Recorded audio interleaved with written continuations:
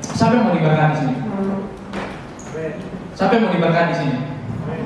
Apa itu standar diberkati? Ketika dikatakan siapa mau diberkati, semua pasti angkat tangan. Tapi pertanyaannya, standar apa untuk dikatakan bahwa seorang diberkati? Ada yang bisa kasih jawaban? Satu saja. Satu saja. Standar diberkati. Apakah karena papa mama saya punya ini? Apa karena keluarga saya punya ini? Itu dan lain sebagainya? Atau apakah ketika saya pergi ke sekolah, ke kampus, menggunakan kendaraan pribadi dan lain sebagainya? Apakah standar diberkati berbicara tentang hal itu? Atau apakah standar diberkati terlibat dalam pelayanan? Atau standar diberkati karena setiap malam minggu ada di sini? Atau standar diberkati itu mengikuti kegiatan belajar time? Atau standar diberkati itu mengikuti kegiatan program baca Alkitab? Apa standar diberkati? Ingat, kekristenan yang paling mendasar bukan berbicara tentang karena, tapi berbicara tentang walaupun. Bukan berbicara tentang karena, tapi berbicara tentang walaupun. Saya mau mengikut Tuhan walaupun keadaan saya seperti ini. Bukan saya mau mengikut Tuhan karena saya mau mendapatkan ini, mendapatkan itu, dan lain sebagainya. Itu poin penting yang paling penting. Nah, di malam hari ini kita akan belajar tentang bagaimana standar diberkati Tuhan melalui kisah dalam Yohanes pasal yang kedua. Tentunya ini bagian yang sudah sering kita baca, sering kita dengar dalam khotbah-khotbah di ibadah umum. Tapi kita akan meneliti dalam kisah yang lebih relevan atau berhubungan dengan keadaan kita hari ini. Nah, saya mereview tentang khotbah saya yang waktu lalu bahwa Allah itu melebihi hukum-hukum. Saya sudah pernah katakan kan, dia melebihi hukum biologis, melebihi hukum kimia, melebihi hukum fisika. Dia melebihi hukum biologis itu karena 4 bagian, karena 4 hal. Dia menghadirkan manusia dengan 4 cara. Yang pertama, menghadirkan manusia tanpa laki-laki dan perempuan, yang itu tanpa laki-laki dan perempuan, yaitu Adam. Dan yang kedua, dia menghadirkan manusia hanya menggunakan laki-laki tanpa perempuan, yaitu Hawa. Yang ketiga, dia menghadirkan manusia menggunakan perempuan tanpa laki-laki, yaitu Tuhan Yesus. Dan yang keempat, dia menghadirkan kita semua dengan cara menggunakan laki-laki dan perempuan. Yang kedua, dia melebihi hukum fisika. Kenapa saya katakan bahwa dia melebihi hukum fisika? Menurut fisika berat, suatu benda yang berat, yang jenisnya lebih berat, tentunya dia akan berada di bawah. Tetapi Yesus katakan, dalam Alkitab diceritakan bahwa Yesus pernah berjalan di atas air. Menurut hukum ekonomi, mana mungkin 5 roti dan 2 ikan bisa memberi makan 5.000 orang? Dan 5.000 orang itu yang dicatat baru cuma laki-laki, belum perempuan dan anak-anak. Jadi mungkin bisa lebih dari 5 orang dalam kisah ini. Dalam ilmu sains, bahwa manusia itu membutuhkan 4 elemen penting. Apa itu? Air, udara, makanan, dan cahaya. Benar bukan? Air, udara, makanan, dan cahaya. Tetapi Yesus pernah berkata bahwa akulah sumber air. Yesus pun pernah berkata bahwa akulah roti hidup. Ya kan? Akulah terang cahaya, akulah terang dunia. Kalau memang hal itu demikian, semua berpusat pada pribadi Kristus, semua berpusat pada Tuhan Yesus. Berarti standar yang diberkati Tuhan itu semua harus dilimpahkan pada Dia. Kita akan membaca dalam kisah Yohanes pasal yang kedua. Nah, Yohanes pasal yang kedua ini berbicara juga dari sekian banyak mujizat yang dilakukan Tuhan Yesus selama Dia melakukan pelayanan 3,5 tahun. Ya, Yesus pelayanan kurang lebih 3,5 tahun. Dari sekian banyak pelayanan yang dia lakukan, dari sekian banyak mujizat yang dia lakukan, mujizat pertama kali yang dia lakukan adalah air menjadi anggur. Dan ini pun melebihi dari hukum kimia. Tanpa fermentasi, air bisa menjadi anggur. Dan ini pun kisah penting dari melawan setiap hukum-hukum yang ada. Jadi jelas, standar diberkati Tuhan harus ada pada pribadi Tuhan Yesus. Lalu, apa kualifikasinya? Yang pertama, kita baca ayat yang pertama. Kalau kita baca bersamaan kayaknya lama ya, biar saya pelan-pelan satu persatu. Pada hari ketiga ada perkawinan di Kana yang di Galilea dan ibu Yesus ada di situ. Pada hari ketiga ada perkawinan di Kana yang di Galilea. Kenapa dikatakan Kana yang di Galilea? Karena Kana itu ada dua. Ada namanya Kana di Galilea, ada namanya Kana di Syria. Jadi ini secara sederhananya mau membuktikan bahwa kisah ini memang betul-betul terjadi. Supaya kalau tidak percaya, ini dihubungkan dengan kisah-kisah secara arkeologis, secara arkeologis bisa dibuktikan bahwa memang kisah ini benar-benar terjadi dan ada di Kana yang di Galilea. Jadi jangan terjadi di Kana yang di Syria. Itu bagian yang pertama. Nah, ayat yang kedua dikatakan Yesus dan murid-muridnya diundang juga ke perkawinan itu.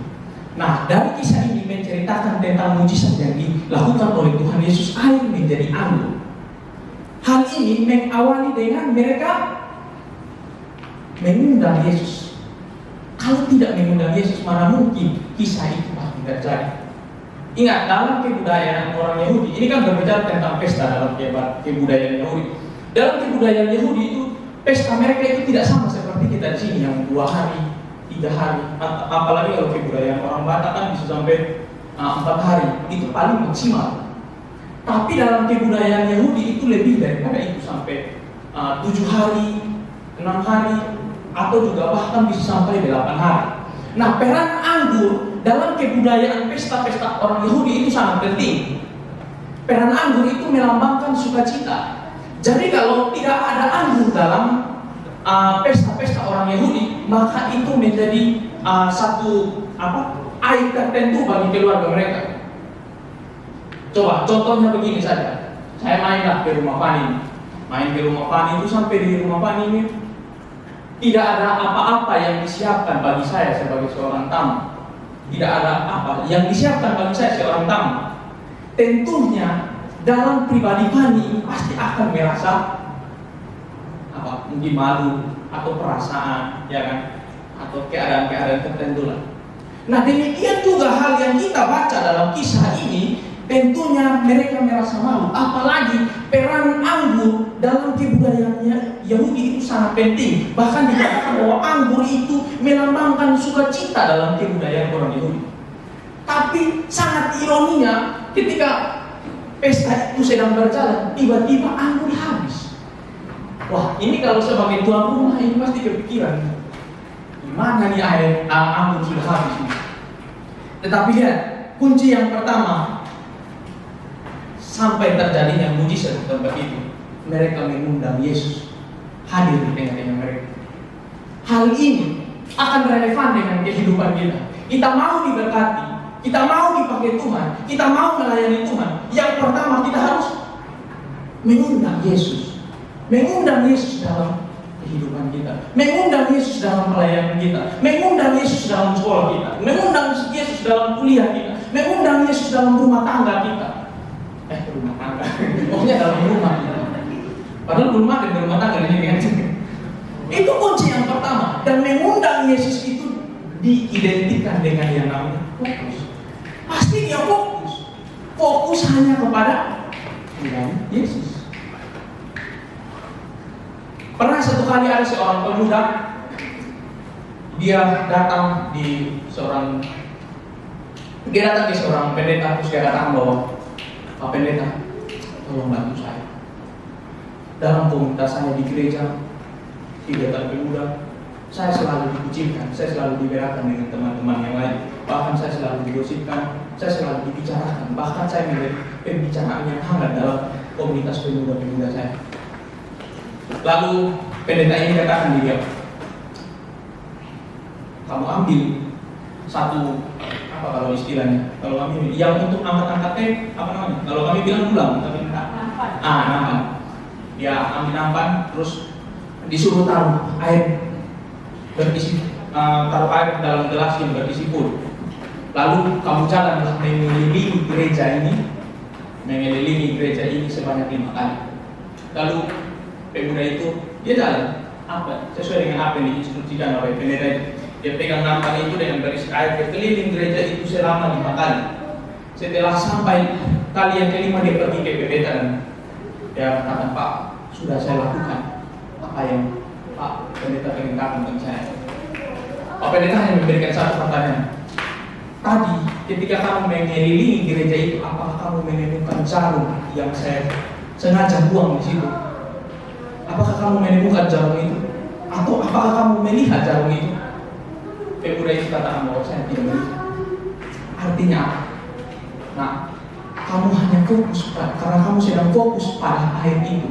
Kamu tidak fokus pada yang lain. Biarkan orang mengatakan apa tentang kamu, tetapi kalau kamu fokus pada tujuanmu, percayalah engkau akan sampai pada harapan-harapan. Nah, demikian juga hal yang ini diceritakan dalam kisah ini. Mereka mengundang Yesus dan mereka memfokuskan masalah itu pada Yesus. Mana buktinya? Coba kita lihat. Di bagian ayat yang ketiga, ketika mereka kekurangan anggur, ibu Yesus berkata kepadanya, mereka kehabisan anggur. Di situ dikatakan bahwa ibu Yesus datang bertanya kepada Yesus. Contohnya, kira-kira Maria ini mau bilang begini, nak, itu mereka di belakang tuh lagi kehabisan anggur. Mereka datang bertanya kepada Yesus. Artinya mau diberkati Tuhan bukan hanya mengundang Yesus, tetapi lebih daripada itu. Bertanya kepada Yesus. Lalu bertanya kepada Yesus dalam hal apa? Makanya enaknya kita di sini ada program baca Alkitab, ada yang Jeremia, terus yang kedua lagi yang Bible Time. Itu kita bersyukur, itu menjadi alat Tuhan untuk membentuk kita, membangun relasi secara intimasi dengan Tuhan. Karena apa? Bertanya dengan Yesus atau kita mau bertanya dengan Dia harus diidentikan dengan relasi, hubungan yang intim dengan Dia. Jadi bukan hanya sekedar mengundang. Kalau mengundang itu biasanya orang hanya sekedar pengakuannya di mulut, tapi nanti kelakuannya sudah beda. Iya kan? Contohnya ya, kalau dalam kebudayaan saya di Kupang itu, mereka selalu percaya namanya kalau hujan mereka percaya itu namanya untuk memberhentikan hujan atau pawang hujan itu melemparkan celana dalam di atas rumah, di atas atap rumah. Ada yang pernah dengar itu? Memang bukan hanya di NTT, tapi ada kebudayaan lain yang juga percaya seperti itu. Melemparkan celana dalam ketika angin awan mulai mendung dan hujan mulai gerimis, lemparkan celana dalam ke atap rumah, pasti hujan akan berhenti. Sekarang pertanyaannya begini, kalau memang hal itu benar-benar terjadi, kenapa Pak Anies itu kalau Pak Anies Baswedan kalau hujan, kenapa dia tidak hitung 1, 2, 3, terus masyarakat DKI lempar ke masing-masing dia punya. Itu karena apa? Orang selalu melekat dengan kebudayaan, orang selalu melekat dengan mitos-mitos. Padahal dia katakan bahwa dia ini Kristen, tetapi kehidupannya tidak mengaku sebagai orang Kristen. Saya tinggal di Kupang, di daerah yang konteksnya daerah TPU tempat pemakaman umum. Nah, setiap Desember itu pasti ada orang yang namanya berziarah. Nah, kalau sudah berziarah, dan itu memang kompleks TPU itu sangat besar sekali. Kompleks TPU itu sangat besar dan setiap Desember itu mereka melakukan ziarah di sana. Dan itu juga ada kebudayaan yang aneh-aneh. Contohnya, mereka lantas satu kuburan permisio, kami sudah datang. Atau ada lagi yang semisalnya orang yang meninggal itu dia hobinya minum. Kalau di sana minuman khasnya namanya sopi. Kalau di sini kan mungkin arak, oplosan, tikus dan lain sebagainya. Kalau ada yang meninggal itu hobinya minum, mereka mulai taruh minuman 1 botol. Kalau yang meninggal itu hobinya rokok, mereka taruh rokok. Kalau yang minum itu hobinya makan ayam, mereka taruh 1 potong ayam dan lain sebagainya, roti atau apapun.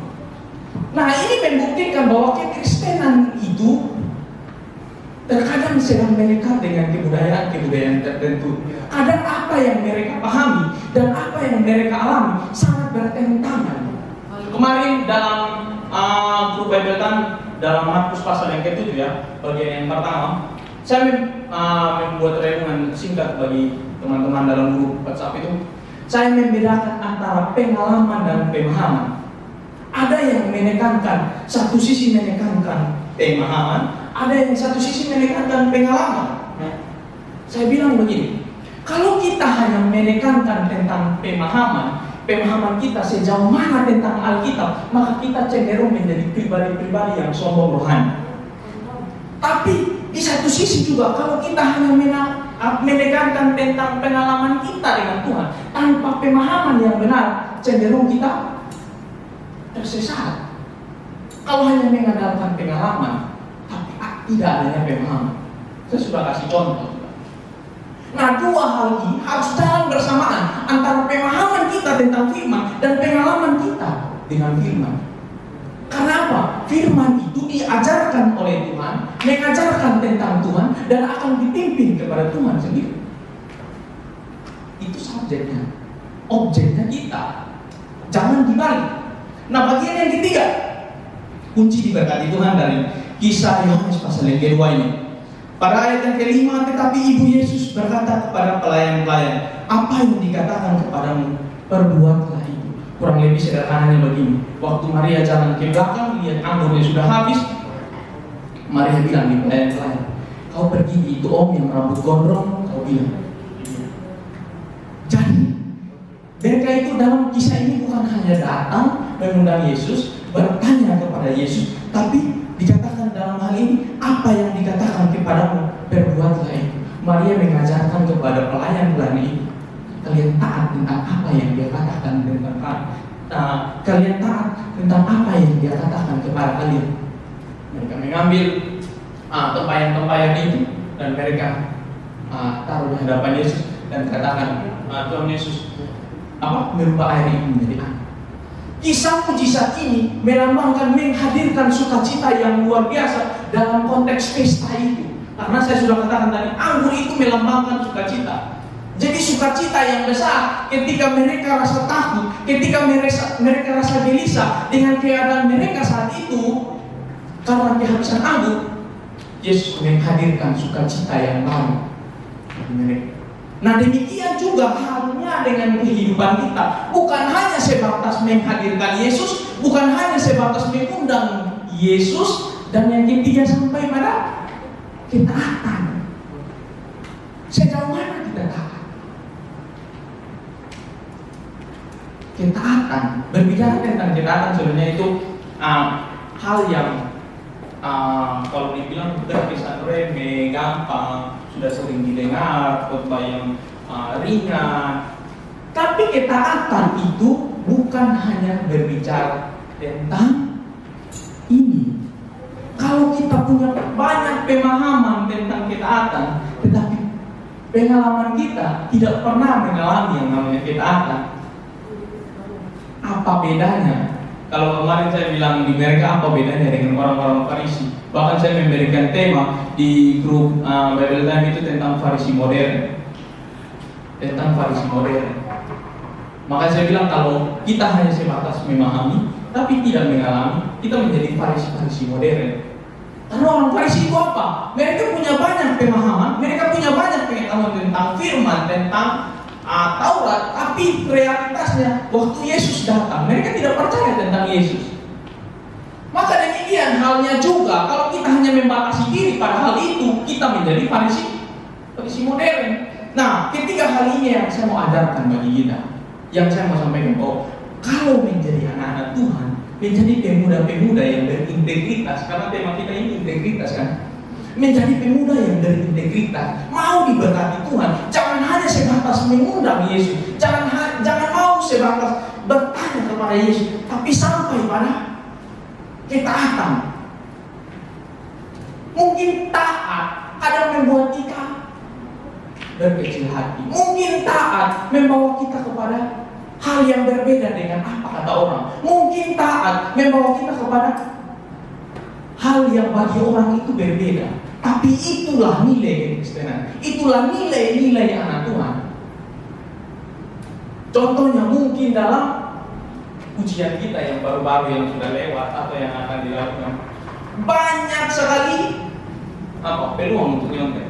Banyak sekali jawaban yang beredar. Banyak sekali kertas-kertas kecil yang dilempar-lempar. Dulu kan kalau ujian begitu. Tetapi apakah kamu mau mengandalkan itu, atau kamu mau mengandalkan tentang apa yang dikatakan tentang firman? Mungkin kamu, contohnya pada konteks-konteks tertentu kita dibawa dengan teman-teman yang bergaul yang contohnya rokok, minum, atau lain sebagainya dalam hal yang bertentangan dengan firman. Ketika berbicara tentang ketaatan, itu berbicara tentang saya tidak akan menjadi sama dengan mereka. Karena firman Tuhan katakan bahwa pergaulan yang buruk merusak kebiasaan, kan, bukan pemahaman. Merusak kebiasaan. Nah, hal itu yang firman Tuhan mau katakan bagi kita. Yang pertama, mengundang dia. Yang kedua, bertanya kepada dia. Dan yang ketiga, taat kepada dia. Tuhan Yesus memberkati. Mari kita menundukkan kepala. Engkau lihat setiap kami, Tuhan. Kami sungguh bersyukur jikalau di malam hari ini kami bisa belajar dari firman.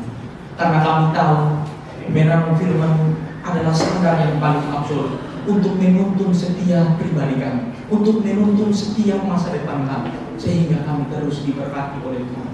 Dari kebenaran firman kami belajar bagaimana menghadirkan Tuhan dalam kehidupan kami, bagaimana kami harus bertanya kepada Tuhan, mengandalkan, melibatkan Tuhan dalam kehidupan kami, dan sampai pada kami selalu taat kepada apa yang dikatakan. Terima kasih di malam hari ini, terima kasih di momen hari ini kami bisa belajar tentang hal ini. Ajarlah kami untuk terus melihat segala sesuatu dan berjalan hanya kepada prinsip kebenaran firman. Ini doa kami, ini pribadi, ini harapan pribadi lepas pribadi kami yang ada di tempat ini. Tuhan pakai kami menjadi alat-alat dimanapun Tuhan tempatkan kami. Di dalam nama Kristus Yesus kami berdoa dan syukur. Amin.